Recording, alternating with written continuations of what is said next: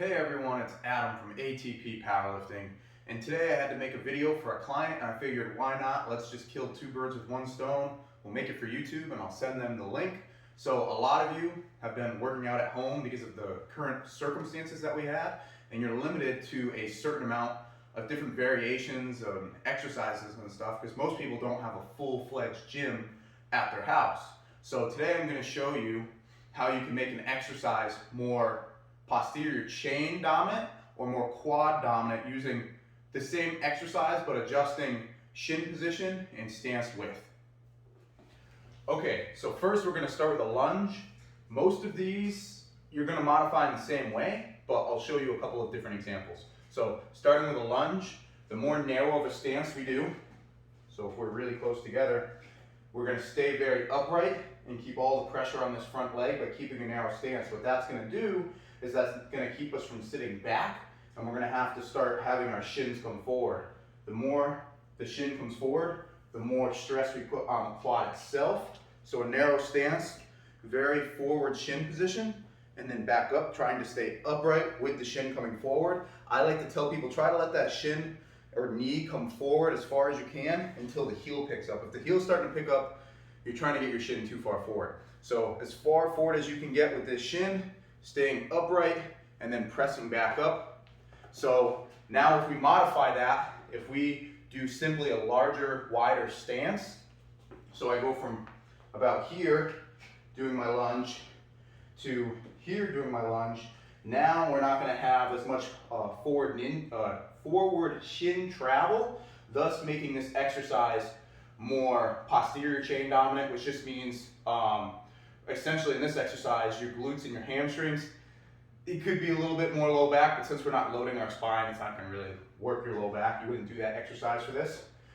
What usually goes along with that is now you're not going to be able to stay as upright. So if you try to stay upright with this big stance, you're going to start putting more pressure on this back leg. So we will have a little bit of a lean forward with this wider stance, which again will help activate the posterior chain, hamstring, glute, and then we'll stay here. So you'll notice the difference in my shin angle here versus here.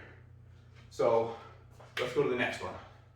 All right, the next one we're going to modify in the same way. It's going to be a Bulgarian split squat, and all the same things apply, but I wanted to give you another example. So hopefully this doesn't cut off my head once I stand up.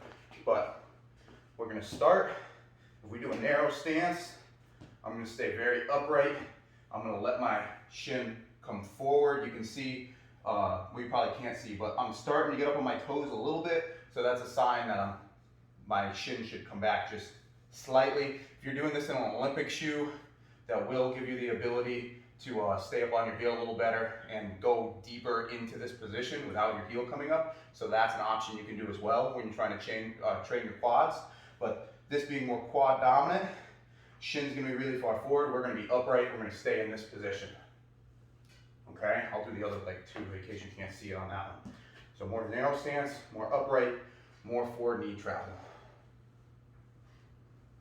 So now the way we would adjust this would be simply making a bigger step, right? I think a lot of people don't pay attention to these small variables when they do a lunge or they do a Bulgarian. They just go in a position that feels natural, and over time you probably do different stances and don't even realize it. But this way you can target one area more than the other if you don't have a lot of equipment available. So here it is.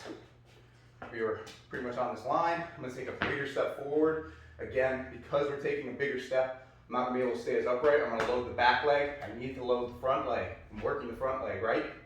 So we're going to have to lean forward a little bit.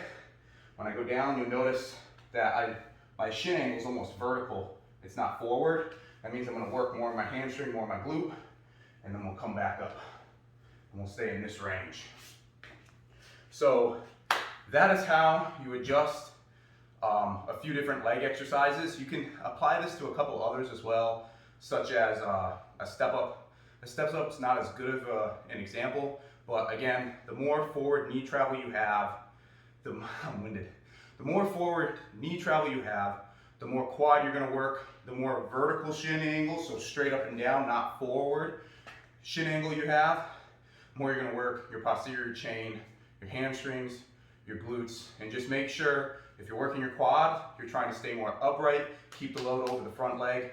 If you go wider stance to keep the load over the front leg, now you have to lean forward. I hope this helps you guys out.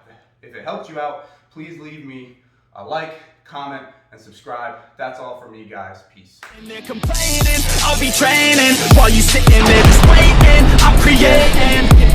Yeah, sometimes I think that I'm unstoppable.